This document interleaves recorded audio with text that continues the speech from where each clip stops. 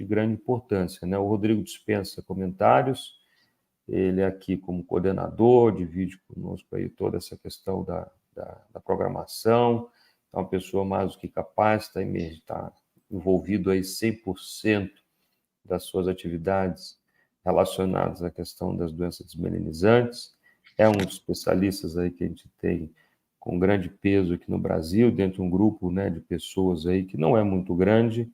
Ele é doutor em medicina pelo FMG, né? O Rodrigo está em Minas Gerais, está em BH, coordena o ambulatório de neuroimunologia do HC de Minas e é cofundador aqui do Esclerose Múltipla. Rodrigo, então o tema é gestação.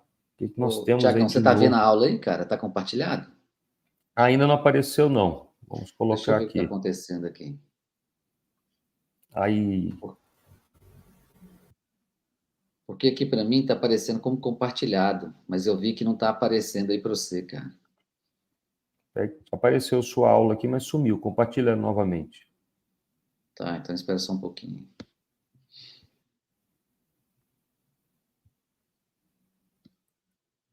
É porque eu estava compartilhando a tela, que eu ia aproveitar.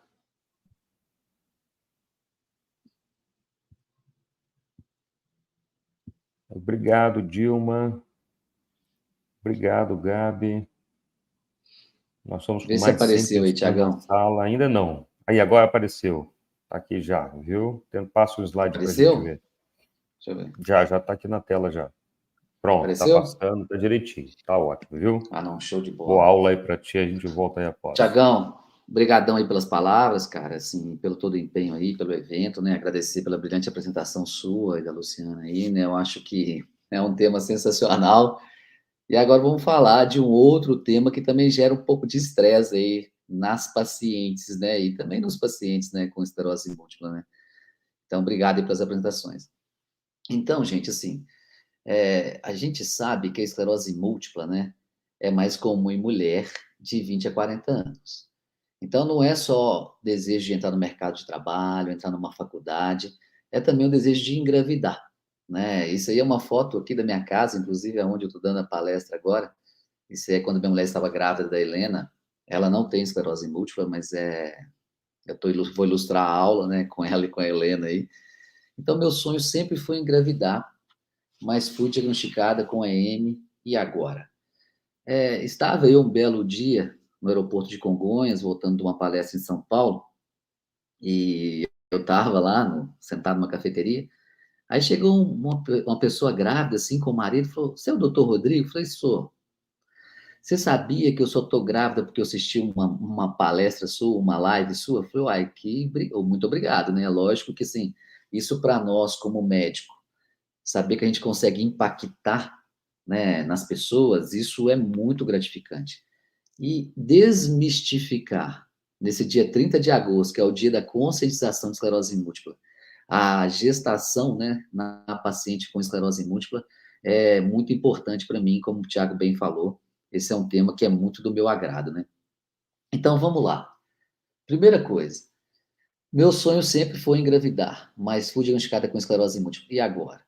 E agora que sim, você pode engravidar. Né? Como o Gutenberg terminou a aula dele, eu inicio a minha aula com isso. Sim, quem tem esclerose múltipla pode e deve engravidar.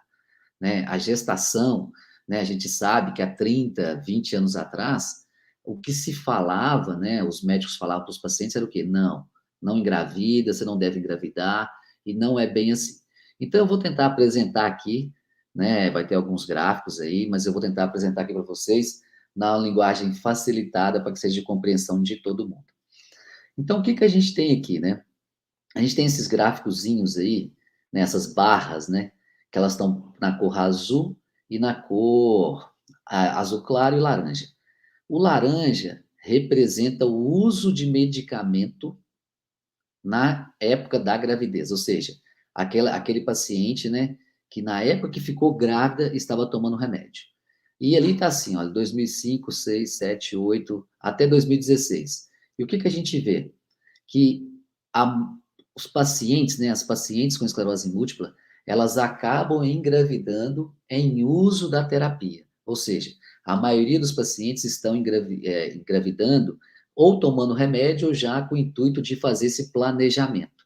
Então, isso que é o ideal. Então, a ideia da aula é desmistificar esse, vamos dizer assim, né, essa nuvem que ainda paira, né, essa nuvem acinzentada, né, que paira ainda sobre a cabeça das pessoas com esclerose múltipla.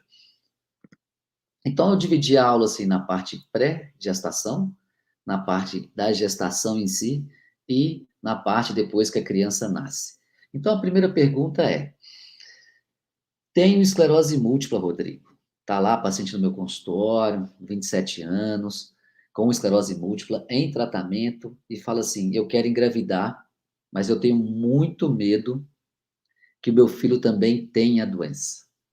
Outra coisa, qual que é o impacto da gestação na esclerose múltipla? Qual que é o impacto da esclerose múltipla na gestação? E se eu engravidar, eu sou fértil igual qualquer outra pessoa, igual a minha irmã que não tem esclerose múltipla, a minha fertilidade é igual a ela, o desenvolvimento do meu neném vai ser igual ao de quem não tem esclerose múltipla? Então vamos começar por isso. Então o que eu quero mostrar aqui? Isso é uma pergunta que a gente sempre recebe.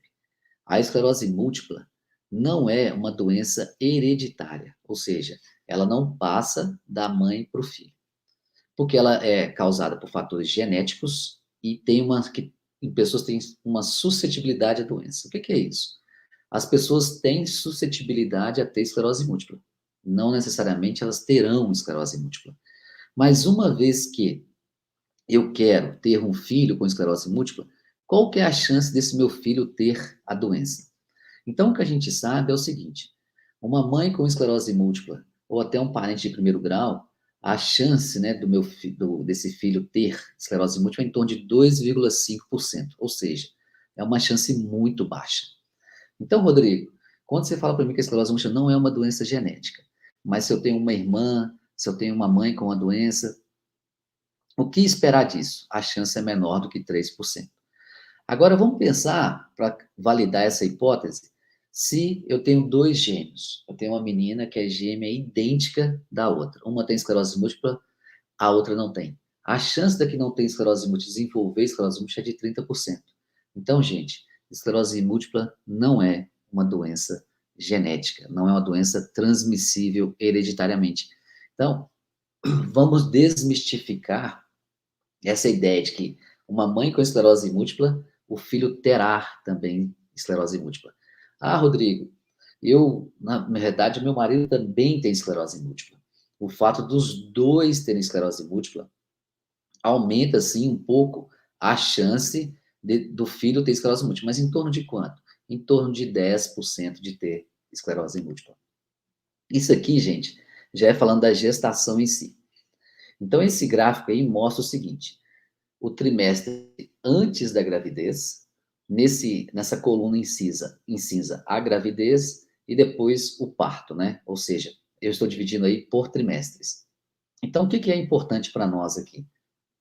Ter o seguinte conhecimento: durante a gestação, eu vou estar protegido. Aquela paciente que engravida com esclerose múltipla, ela tem um risco menor de ter surto durante a gestação. E notem, gente, que se você olhar ali, acompanhando ali, né, a linha, né, desse gráfico, no terceiro trimestre ali o número 3 ali, né, daquela coluna em cinza, o que a gente olha? Que no terceiro trimestre ainda, ou seja, próximo da época de eu ganhar a criança, né, da criança nascer, a chance de ter surto é ainda menor.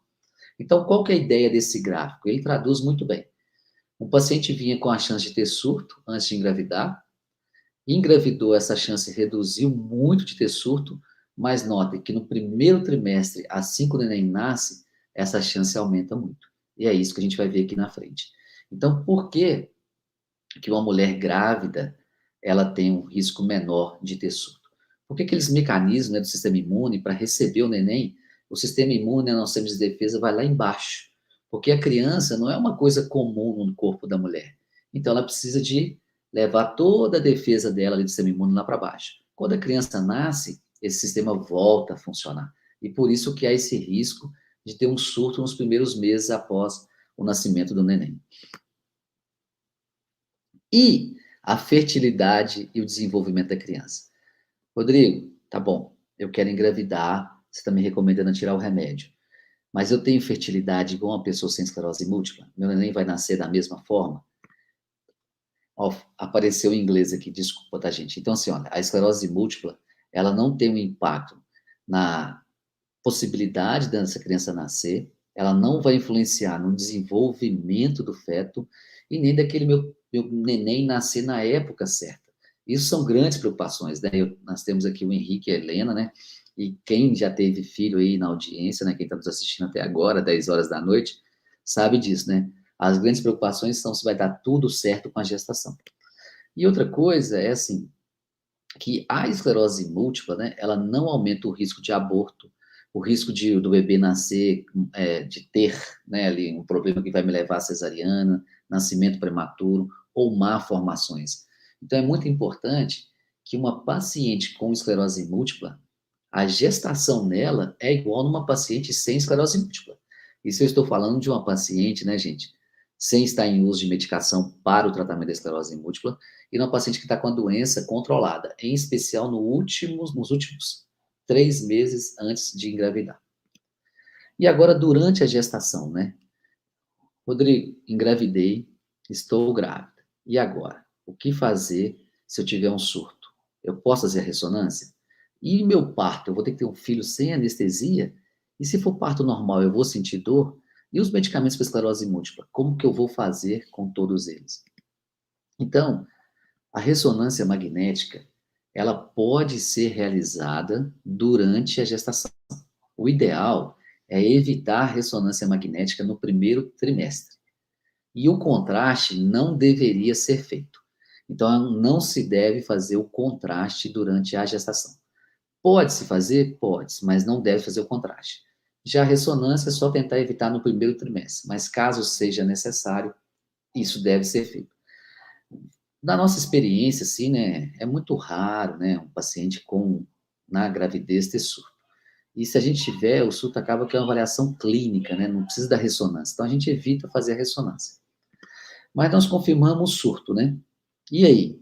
Como tratar esse paciente? Nós vimos ontem na aula da Liz, né, que nem todo surto precisa de tratamento. Então, a primeira coisa é avaliar a gravidade do surto. Caso seja necessário fazer a pulsoterapia, mesmo ela sendo indicação C, né? O C é quando tem que avaliar o risco e o benefício. Eu vou avaliar o benefício de tratar aquele paciente, né, aquela gestante, né, com esclerose múltipla, que teve um surto, em relação ao efeito que o corticóide pode trazer. Mas não há uma contraindicação, então, absoluta. Caso seja necessário, apesar de pouco usual o surto na gestação, a gente pode sim fazer a pulsoterapia. E agora do parto, né, gente? Então, pensa lá, aquela mãe com esclerose múltipla, carregou a criança ali 38 a 42 semanas, está na hora de decidir sobre o parto. Esse parto pode ser normal, né? Não é normal, né? Parto vaginal, né? Porque a gente espera que todo parto seja normal. Pode ser pela via, né, vaginal ou pela via abdominal, né, que é o parto cesáreo. Então, não faz diferença a via do parto. Lógico que é importante a gente avaliar as condições físicas dessa paciente. Saber como é que está a força, né, no abdômen, a força nas pernas, porque o médico ele também vai ajudar nesse momento da decisão do parto. Não só o médico obstetra, mas também nós neurologistas. Mas numa paciente, né, que tem um exame neurológico normal ou pouco alterado, não há contraindicação nenhuma a ter o parto por via vaginal. E anestesia, Rodrigo? Durante muito tempo a gente escutou falar que não podia fazer anestesia. E isso não é uma verdade. Sim, pode-se fazer anestesia durante a gestação. Não há problema nenhum em indução anestésica, né? Seja uma peridural ou uma RAC, não tem problema nos pacientes com esclerose múltipla, tá, gente? E isso, como a gente viu sobre saúde mental, quem aqui, né, que está nos assistindo, já teve neném, sabe que o dia, né, o momento do nascimento da criança é um momento de muita atenção. Então é bom ter todo esse planejamento antes, né? Isso é fundamental. E com relação aos remédios? Então, aquele paciente, ele pode tomar o remédio durante a gestação? Ou em quais pacientes eu vou manter o remédio durante a gestação? Então, a gente tem, né, a maioria dos nossos pacientes, eles estão em tratamento, né, com algum remédio para esclerose múltipla, E o ideal é que a gente faça um planejamento para esse paciente engravidar. Então, o paciente vai tomar no mínimo 12 meses de um tratamento, e nós vamos escolher esse tratamento já de acordo com esse desejo de engravidar. Caso isso não seja possível, né, a gente sabe como que a vida é, né, às vezes o neném pode nascer sem estar planejado, então a gente vai ver quais medicamentos eu posso ou quais eu não devo usar. O ideal, gente, é não usar nenhum remédio durante a gestação. Alguns remédios eu posso fazer uso durante a gestação. Então, eu sempre falo no meu consultório, né? Quem me conhece, né? Eu sou doido com criança, né? Tá aqui o Henrique e a Helena. E o sonho de ser mãe, ele não deve ser impedido a nenhuma mulher, né? Independente de doença, idade, né? Então, acho que isso tem que ser sempre discutido. Mas o cenário ideal é aquela paciente que nos últimos 12 meses não teve piora na ressonância e também não teve nenhum surto ou progressão. Isso já está bem controlada a doença, porque isso vai nos permitir tirar o remédio, tirar, né, aquele anticoncepcional, tirar o DIU, para que ela possa, sim, começar o planejamento familiar. Eu trouxe aqui uma tabela, né, para resumir, e ela também tá em inglês, né, então eu vou falar para todos aí. Então, quais são os medicamentos que a gente tem disponível ou disponíveis hoje no Brasil para esclerose múltipla? Os interferons, né, o glatiramer, a cladribina, o fingolimod, a teriflunomida, o fumarate de metila, o natalizumab, o alentuzumab, o ocrelizumab e o ofatumumab. Então, aquela paciente que está tomando um desses remédios e quer engravidar, a primeira pergunta é: quando eu tenho que tirar o remédio? A segunda é: eu preciso tirar o remédio? Então, é isso que eu vou tentar mostrar para vocês. Como a maioria das pessoas aqui me conhece, né, eu já não prescrevo interferon, né, e glatiramer há muito tempo, né, eu uso medicações de alta eficácia, mas se tem uma paciente tomando interferon ou tomando glatiramer, não precisa suspender o remédio. Engravidou, suspende. Ah, Rodrigo, mas eu tive surto, tive um pouco de atividade de doença. Eu posso usar interferon e glatiramer durante a gestação? Pode. Eu devo usar? Não, mas se necessário, sim. Cladribina. A cladribina é uma medicação, né, para quem não conhece, o paciente pode tomar ela oral, no mês 1 do ano 1, por 5 dias, repete no mês 2. Fica um ano sem tomar nada, repete no mês 1, no mês 2 do ano 2, depois não toma nada. Então, o ideal é esperar 6 meses para completar o ciclo completo da cladribina. Então, a cladribina, para quem quer fazer um planejamento familiar, é uma droga muito boa, né? Que é uma droga de alta eficácia, o paciente vai ser exposto a ela, né? E eu não preciso de tomar a cladribina para estar fazendo efeito o remédio. Então, se o paciente tem desejo de engravidar, vai fazer um planejamento, a cladribina é uma excelente escolha. O fingolimod, né? Nós temos muitos pacientes tomando fingolimod. O fingolimod é o que a gente chama de uma droga de tráfego, né? O que ele faz? Ele impede que o linfócito ativo, né, que é aquela célula que vai trazer o problema para a esclerose múltipla, ele cause o mal, ele controla o tráfego, né? Então, quando eu suspendo o fingolimod, independente de gravidez ou não, eu corro o risco de ter um rebote. Então, quando uma paciente está desejosa de engravidar e está em uso de fingolimod, a gente tem que conversar com ela sobre o risco desse rebote, ou seja, o risco de ter um surto após a suspensão do fingolimod. Não se deve engravidar tomando fingolimod e nem a cladribina. A paciente ficou grávida, não sabia que estava grávida, a indicação absoluta é suspender o fingolimod e suspender a cladribina. O fingolimod, naquele planejamento familiar, eu posso suspender 2 meses antes. A teriflunomida, gente, nem o homem e nem a mulher. Então, por que é importante? Se tem alguém aqui na audiência que está tomando teriflunomida do sexo masculino, a esposa não tem esclerose múltipla e ele toma teriflunomida, ele também, se tiver o desejo, né, ele junto da mulher de engravidar, ele tem que suspender a teriflunomida. Ou seja, num casal, a única medicação o tratamento da esclerose múltipla que o homem deve obrigatoriamente suspender é a teriflunomida. Se um homem está tomando qualquer outra medicação, ele não precisa suspender, mas a teriflunomida o homem precisa suspender. E a mulher nem se fala, né? A gente sabe que tem risco, né, de malformações, então o ideal é suspender o tratamento. Mas, Rodrigo, eu tomo teriflunomida e quero engravidar. Existem formas de tirar a teriflunomida do corpo. Uma é com a colestiramina, durante 11 semanas, ou carvão ativado.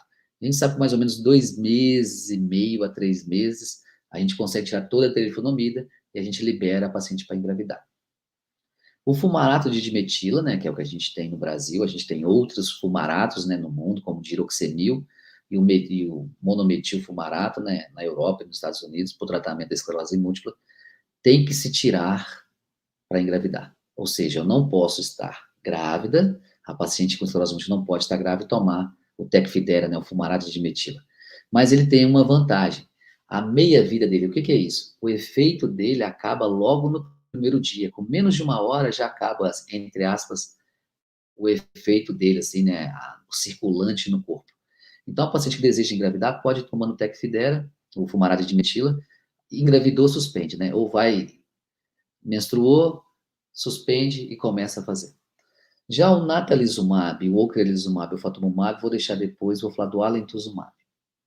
O alemtuzumab hoje é a droga com maior eficácia que a gente tem, mas ele tem vários critérios de segurança. Assim como a cladribina, eu não preciso tomar o alemtuzumab para ele fazer efeito. Então, se tem uma paciente gestante que completou o primeiro ciclo do alemtuzumab, o que, que é isso? No primeiro ano, tomou no mês 1 5 dias, com 12 meses repetiu 3, ela não precisa mais de tomar um remédio caso não haja atividade de doença. Eu vou esperar 4 meses desse ciclo do alemtuzumab para que essa gestante seja liberada para engravidar. Se a paciente estiver em uso, né, ou nesse intervalo do uso do alemtuzumab, ele não pode ser feito. Já o natalizumab também é uma droga de tráfego. E a suspensão dele também pode dar um rebote. O natalizumab, ele pode ser usado na gestação, mas o ideal é que se faça o uso até a 34ª semana. Rodrigo, em quais casos que eu vou usar o natalizumab? Naquele paciente que tem uma esclerose múltipla altamente ativa. O que, que é isso? Um paciente que tem surto, que não está controlado da doença, que tem muita lesão na ressonância. E como que se faz o natalizumab na gestação? A cada 6 ou 8 semanas, mas respeitando, não fazendo após a 34ª semana de gestação. O ocrelizumab, que é feito a cada 6 meses, não pode se usar durante a gestação, nem o ofatumumab, que são drogas que a gente fala depletoras de um tipo de célula que é o linfócito B de bola. Então, assim, quando então que eu posso engravidar se eu estou em uso de ocrelizumab? Com 3 meses, né? A partir de 3 meses da última dose, né, do ocrelizumab, eu já posso suspender. O ofatumumab, trabalhos recentes mostram que a partir de 2 meses, 3 meses também, e alguns 30 dias. Resumindo, o ideal é não tomar nenhum remédio durante a gestação. Caso seja necessário, a minha paciente pode, gestante, tomar interferon, glatiramer e natalizumab. Falando um pouquinho, né, chegando já no final da aula aí, sobre a atividade de doença quando o meu neném nasceu. Isso aqui é uma fotinha da Helena, né, no colo da Bruna. E assim, então, quando aquela paciente com esclerose múltipla nasceu o neném, quais são as preocupações? Quando voltar com o remédio de esclerose múltipla, eu posso amamentar? E eu vou ter atividade de doença? Vamos voltar lá naquele gráfico do início da aula, né? A gente sabe que quando o neném nasce, o sistema imune, o sistema de defesa, ele volta com carga máxima. Então, há um risco muito grande até o 4º mês do paciente ter um surto. Então, o que, que é isso aqui? Quando a gente olha, né, aqui está em inglês de novo, desculpa, esse parte verde é quando o neném já nasceu. Então, quando eu olho aí nessa coluna em verde, notem que o meu gráfico ele dá uma subida no primeiro trimestre, ou seja, o meu risco de surto é muito grande assim que o neném nasce, em especial no 3º e no 4º mês. Tem algumas coisas que nos falam a favor se aquele paciente tem chance de ter mais surto após o nascimento, que é ele ter um EDSS 2 ou maior do que 2 na época da gravidez, ele ter tido surto durante a gravidez, ou ele ter tido uma alta carga de surto nos 12 meses antes da gestação. Então, quais são as orientações que a gente passa para aquela gestante, né? Primeiro, isso aqui é um gráfico, gente, que o importante para vocês olharem aí é aquele losango, né, que a gente chama de diamante, lá no final do gráfico. Então, está lá uma paciente no meu consultório, está desejando amamentar, acabou de nascer o neném, ela ainda está sem um remédio. A gente sabe que se ela fizer a amamentação exclusiva, o que, que é isso? No máximo uma fórmula por dia. no aleitamento materno, ela tem uma proteção até o 6º mês. Então, o que esse gráfico mostra para nós aí? Essas linhas aí são vários trabalhos mostrando se a amamentação protege ou não, né? É o que a gente chama de meta-análise. E esse diamante, né, em preto lá embaixo, assim, nesse losango, ele mostra que sim, a amamentação exclusiva durante 6 meses é um fator proteção para a mãe. Então, eu sempre converso com a paciente assim no meu consultório, ó, 30 dias depois que o neném nascer, vem aqui. Você quer amamentar? Como é que foi sua experiência com a amamentação? Correu tudo bem? Você está dando fórmula para o neném? Ele está aceitando? Ele está pegando o peito? Então, sim, se você quer amamentar até o 6º mês, está liberado. Ah, Rodrigo, eu quero aumentar mais. Aí a gente tem que saber quais são os medicamentos que podem tomar com a amamentação. Tá joia, gente? Se o paciente deseja não amamentar, aí o ideal é que a gente espere de 2 semanas, né, a 4 semanas. Por isso que eu falo para voltar com 30 dias, para a gente começar o tratamento para a esclerose múltipla, tá? Depois que o neném nasce. Então, quais são os medicamentos que podem ser usados durante a amamentação? Ou seja, que tem segurança, né, que tem um potencial efeito seguro aí nesse tratamento. A gente pode usar o interferon e o glatirame, a gente já poderia usar na gestação, também eu posso usar na amamentação. Cladribina, fingolimod, terifonomida, fumarate de metila, alemtuzumab, de forma alguma usar na amamentação. Com relação ao natalizumab, o ocrelizumab e o ofatumumab, esses dados são mais recentes, tá, gente? Então, dependendo do perfil da paciente, se é uma paciente que a gente tem uma preocupação muito grande com relação a surto, a gente conversou com ela, ela deseja amamentar, mas se a gente fica preocupado dela ter alguma atividade de doença, a gente pode sim dar o natalizumab, o ocrelizumab ou o ofatumumab. Então, a gente poderia usar drogas de alta eficácia durante a amamentação. Então, para a gente poder resumir e chegar ao final da aula aqui, né? Pacientes com esclerose múltipla, hoje, né, se a gente olhar proporcionalmente, quem tem esclerose múltipla, de quem não tem esclerose múltipla, pareado por idade, tem um gráfico que eu não coloquei aqui na aula, que os pacientes com esclerose múltipla querem muito mais ter filhos do que pacientes sem esclerose múltipla. Quantos aí de vocês não conhecem casais que não querem ter filho?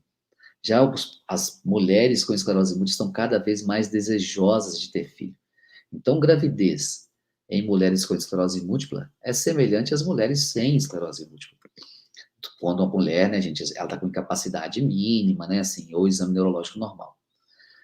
Gravidez, gente, vai proteger aquela gestante, né? Eu costumo dizer, né, Deus sabe o que faz, né? Vai trazer uma nova vida ao mundo, então vão proteger aquela mãe para não ter surto, para não ter nada, né? Então isso é muito importante. Nos primeiros 3 meses, né, no pós-parto, há um risco maior, sim, de ter surto. Então, é uma preocupação maior quando o neném nasce, nos primeiros 3 meses. E que estudos sugerem, sim, que a amamentação exclusiva nos primeiros 6 meses protegem de surto. Tratamento medicamentoso podem, sim, ser prejudiciais ao feto, então o ideal é não tomar. A gente só vai fazer medicações durante a gestação em casos específicos e discutidos com o seu médico. Em casos específicos, que o paciente tem muita atividade de doença antes de engravidar e acabou engravidando, sem um planejamento, né? O ideal é manter o natalizumab durante a gestação. Lembrando que as outras medicações não devem ser feitas e o interferon e o glatirame, já que são medicações de baixa eficácia, eu não vejo a necessidade de serem feitas. Então, eu agradeço a todas as mães, né, com esclerose múltipla, né, que elas são exemplos para aquelas que querem ser mãe. Sim, pode engravidar com esclerose múltipla, né? E tá lá na Bíblia, né? Aquele que pensa saber alguma coisa ainda não sabe como convém saber. Muito obrigado a todos vocês aí, né? E desculpa aí já para a gente ter avançado após as 10 horas da noite.